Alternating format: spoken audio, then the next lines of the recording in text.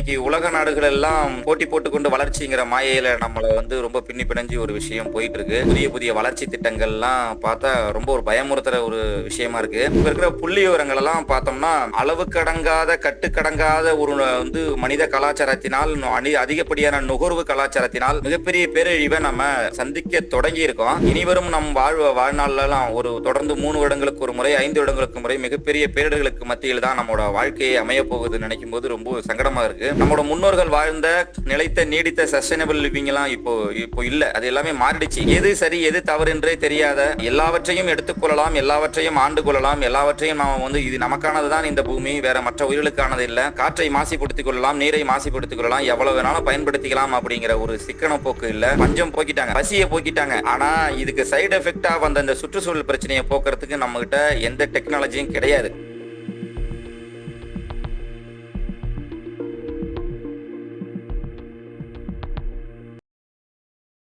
Citizen நேயர்களுக்கு மீண்டும் எனது அருமையான வணக்கங்கள். நான் தான் உங்கள் சக்தி கணேஷ். இன்று நம்மளோடு இணைந்திருக்கிறார் மரங்களின் நண்பன் மற்றும் நண்பர்கள் ஒருங்கிணைப்பு குழு திரு முத்துகிருஷ்ணன் அவர்கள் நம்மளோடு இணைந்திருக்கிறார். வணக்கம் பிரதர். வணக்கம் தோழர். முன்பு இருந்த காலகட்டத்துல இயற்கை, இப்ப தற்போது நம்ம வாழ்ந்துட்டு இருக்கக்கூடிய இந்த காலகட்டத்துல இருக்கக்கூடிய இயற்கைகளுக்கும் அந்த மாற்றங்களுக்கும் உங்களுடைய கருத்துக்கள் என்னவாக இருக்கும்? நிச்சயமா ஒரு அற்புதமான கேள்வி. இன்னைக்கு உலக நாடுகள் எல்லாம் போட்டி போட்டுக்கொண்டு வளர்ச்சிங்கிற மாயையில நம்மள ரொம்ப பின்னி பிணைஞ்சு ஒரு விஷயம் போயிட்டு இருக்கு. இங்க இருக்கிற கல்வி முறையாக இருக்கட்டும், இருக்கிற நிலைப்பாடுகள், புதிய புதிய வளர்ச்சி திட்டங்கள்லாம் பார்த்தா ரொம்ப ஒரு பயமுறுத்துற ஒரு விஷயமா இருக்கு. என்ன விஷயம்னு கேட்டா, இப்ப இருக்கிற புள்ளி விவரங்கள் எல்லாம் பார்த்தோம்னா அளவுக்கடங்காத கட்டுக்கடங்காத ஒரு மனித கலாச்சாரத்தினால் அதிகப்படியான நுகர்வு கலாச்சாரத்தினால் மிகப்பெரிய பேரழிவை நம்மளோட அடுத்த தலைமுறை நம்ம சந்திக்க தொடங்கி இருக்கோம். அடுத்த தலைமுறை மிகப்பெரிய ஒரு பேரழிவை சந்திக்க தயாரா இருக்காங்க. இனி வரும் நம் வாழ்நாள்லாம் ஒரு தொடர்ந்து 3 வருடங்களுக்கு ஒரு முறை 5 வருடங்களுக்கு முறை மிகப்பெரிய பேரிடர்களுக்கு மத்தியில் தான் நம்மளோட வாழ்க்கையை அமைய போகுதுன்னு நினைக்கும் போது ரொம்ப சங்கடமா இருக்கு. நம்மளோட முன்னோர்கள் வாழ்ந்த நிலைத்த நீடித்த சஸ்டைனபிள் லிவிங் எல்லாம் இப்போ இல்ல. அது எல்லாமே மாறிடுச்சு. எது சரி எது தவறு என்றே தெரியாத எல்லாவற்றையும் எடுத்துக்கொள்ளலாம், எல்லாவற்றையும் ஆண்டு கொள்ளலாம், எல்லாவற்றையும் நாம இது நமக்கானதுதான் இந்த பூமி, வேற மற்ற உயிர்களுக்கானது இல்ல. காற்றை மாசுபடுத்திக் கொள்ளலாம், நீரை மாசுபடுத்திக் கொள்ளலாம், எவ்வளவு வேணாலும் பயன்படுத்திக்கலாம் அப்படிங்கிற ஒரு சிக்கன போக்கு இல்ல. இன்னைக்கு கார்பன் எமிஷன் பிரச்சனை கடந்த 200-250 வருடங்கள்ல நாம தொழில் புரட்சியினாலும் பசுமை புரட்சியினாலும் வெண்மை புரட்சியினாலும் இப்படி பல்வேறு புரட்சியினாலும் ஒரு பாழ்பட்டு கிடக்கிறது இந்த சுற்றுச்சூழல் பிரச்சனைகள். இது எல்லா பிரச்சனைகளுக்கும் பஞ்சம் போக்கிட்டாங்க, பசியை போக்கிட்டாங்க. ஆனா இதுக்கு சைடு எஃபெக்டா வந்த இந்த சுற்றுச்சூழல் பிரச்சனையை போக்குறதுக்கு நம்ம கிட்ட எந்த டெக்னாலஜியும் கிடையாது. ஏனென்றால் 1.5 டிகிரி செல்சியஸ் கடந்த 11,500 வருடங்களுக்கு பிறகு ஒரு மிகப்பெரிய டெம்பரேச்சர் சேஞ்ச் ஏற்பட்டிருக்கு. இந்த டெம்பரேச்சர் சேஞ்சு அதுக்கு முன்னாடி ஏற்பட்டதே கிடையாது. இவ்வளவு சேஞ்ச். இதனால கடல் மட்ட உயர்வு, ஃப்ளட்டு வருது, இப்போ சென்னையில வருது. இன்னும் 50 வருடங்கள்ல தூத்துக்குடி இருக்கிற பகுதிகள், நாகப்பட்டினத்தில் இருக்கிற பகுதிகள், கடலூர்ல இருக்கிற பகுதிகள், சென்னையில பெரும்பாலான பகுதிகள் வெள்ளத்துல மூழ்க போகுது. காரணம் என்னன்னா மனித செயல்பாடுகள். இப்போ இந்தியாவிலேயே ஹாட்டஸ்ட் சிட்டி எதுன்னு கேட்டிங்கன்னா அது டெல்லி இல்லை, சென்னை. காரணம் என்னன்னா அளவுக்கு அதிகமான கார்பன் எமிஷன் தொடர்ந்து போயிட்டு இருக்கு. இதில் பாதிக்கப்பட போகிறது என்னவோ கிட்டத்தட்ட 90% மக்கள் பாதிக்கப்படுறது இல்லாத ஏழை மக்கள், மிடில் கிளாஸ் ஃபேமிலி தான் பாதிக்கப்படுறாங்க. ஏன்னா அவங்கள்ட்ட ஒரு ஏசி வாங்க வசதி இருக்காது. இன்னைக்கு இரவுல தூங்க முடியல. காரணம் என்னன்னா அதிகப்படியான வெப்பம். அதே போல இப்போ மதுரையில இப்போ சமீபமா ஒரே நாள்ல ஒரு வெப்பத்தை பதிவு செஞ்சிருக்காங்க. அது என்ன சொல்றாங்கன்னா, இந்த ரொம்ப வருடங்களுக்கு பிறகு நம்ம அவங்க என்ன செஞ்சிருக்காங்கன்னா, இந்த ஒரே நாள்ல அதிகப்படியான வெப்பநிலை இந்தியாவிலேயே மதுரையில தான் பதிவாயிருக்கு. அதே போல அதிகப்படியான மழையும் 3 நாள் 4 நாள்ல பெய்யக்கூடிய மழை, ஒரு வாரத்துல பெய்யக்கூடிய மழை, வெறும் ஒரே இரவுல மழை பொழிஞ்சிருக்கு. அதனால இது இந்த நம்மளால ஒரு குறிப்பிட்ட அளவு தான் சாப்பிட முடியும். ஒரு அளவுக்கு அதிகமாக சாப்பிடும்போது நமக்கு நீரை தேக்கி வைக்கக்கூடிய விஞ்ஞானம் முன்னோர்கள்ட்ட இருந்தது. ஏரி குளங்கள் இருந்தது. இன்னைக்கு அந்த ஏரி குளங்களை கம்மாய்களையும் தூரி வாராமல் கிடக்குது, பாழ்பட்டு கிடக்கிறது. அதெல்லாம் சீமைக்கரு வேலைகளுக்கு இன்னும் நிறைய இயக்கங்கள் சென்னையில எக்ஸினோரா நிறுவனம்லேருந்து தமிழ்நாடு முழுக்க இருக்கிற நீர்நிலைகள்லாம் நிறைய நீர்நிலைகள் இன்னைக்கு தூர் வரப்பட்டு நிறைய பணிகள் போயிட்டு இருக்கு. அரசாங்கங்களும் மராமத்து பணிகள் தொடர்ந்து செஞ்சுட்டு இருக்காங்க. என்னன்னா ஒவ்வொரு கிராமங்கள்லயும் இருக்கிற இளைஞர்கள், சமூக அமைப்புகள், சுற்றுச்சூழல் இயக்கங்கள் இதை தொடர்ந்து இன்னும் இணைய வேண்டும்.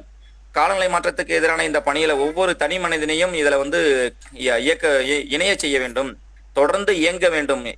எல்லா மனிதர்களும் இதுல இணைந்தால் மட்டும்தான் நம்மோட பூமியோட, இந்த பூமி தாயோட வெப்பநிலையை குறைந்த அளவாவது நம்மளால குறைக்க முடியும்.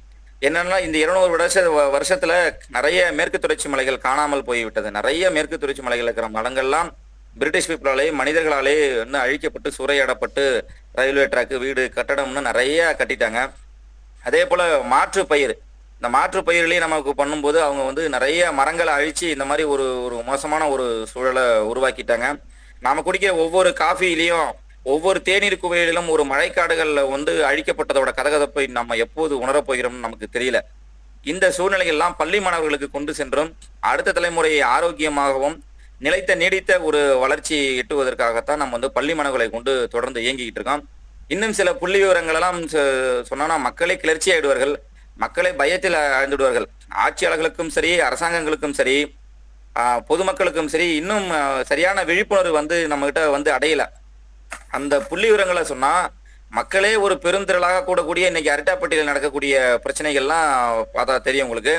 இந்துஸ்தான் நிறுவனத்தோட அந்த பிரான்ச் நிறுவனம் வந்து இந்துஸ்தான் சிங் நிறுவனம், அவங்க வந்து ஒரு ஒரு மிகப்பெரிய ஒரு 5000 ஏக்கர் நிலப்பரப்பை ஏற்படுத்தி அங்க வந்து தமிழக அரசால் பாதுகாக்கப்பட்ட ஒரு அந்த பயோஸ்பியரை வந்து இப்போ 5000 ஏக்கர் தாரை வார்த்து கொடுத்துருக்காங்க மத்திய அரசாங்கம்.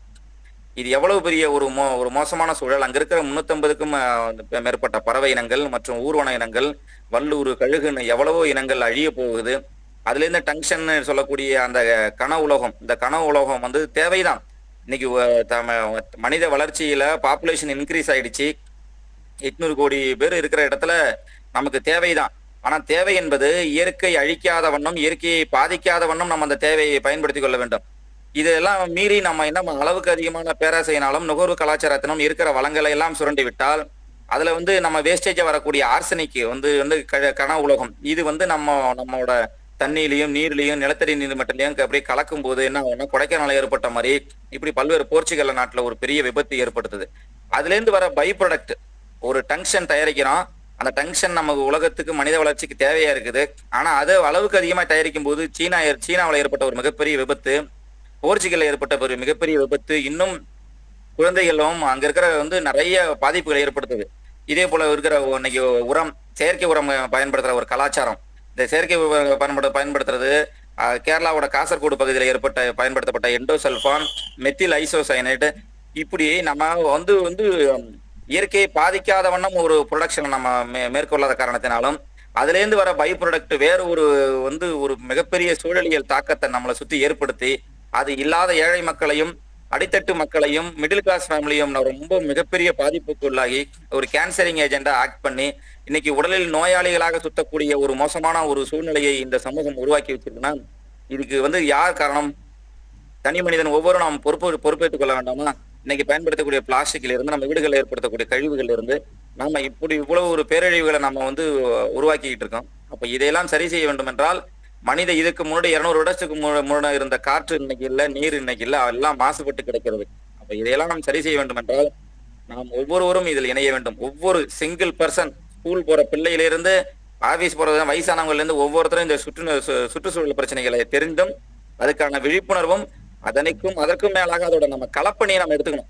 அந்த களப்பணியை நம்ம கொஞ்சம் கொஞ்சமா நம்ம பணிகளை செய்தால் காயம்பட்டு கிடக்கும், மூச்சரித்துக் கொண்டிருக்கும் இந்த பூமியின் வலியையும் உணர்ந்து மிகச்சிறிய அளவு நம்மளால சரி செய்ய முடியும். அடுத்த தலைமுறைக்கு இந்த பூமியை ஆரோக்கியமாக நம்மளால கொடுக்க முடியும். தொடர்ந்து நம்ம இதே பணிகளை நம்ம தொடர்ந்து செய்வோம். அதுக்கு அனைவரும் வந்து நம்மளோட இணைவர்கள் வந்து நம்புகிறேன். நான் உங்கள் மரங்கள் என்பன் சுற்றுச்சூழல் இருக்கும் அரியலூர் மாவட்டம். இன்று இந்த பொன்னான நேரங்களை நமக்கு வழங்கி நம்மளோடு நல்ல விஷயங்களை நம்மளோடு பகிர்ந்துகிட்ட திரு முத்துகிருஷ்ணன் ஐயா அவர்களுக்கு சிட்டிசன் சேனல் சார்பாக நன்றியை தெரிவித்துக் கொள்கிறோம். நன்றிங்க. தொடர்ந்து சிட்டிசன் நேயர்களே இதே போல நல்ல ஒரு பல நிகழ்ச்சிகளோடு பல உள்ளங்களோட நம்ம இணைந்து பயணிச்சுக்கிட்டு வந்துகிட்டு இருக்கோம். மக்களுக்கு தெரியாத விஷயத்த உங்களுக்கு வந்து நாங்க தெரியப்படுத்திக்கிட்டு இருக்கோம். அதனால தொடர்ந்து இணைந்திருங்கள். உங்கள் சிட்டிசன் சேனலோடு விடைபெறுகிறேன். நன்றி.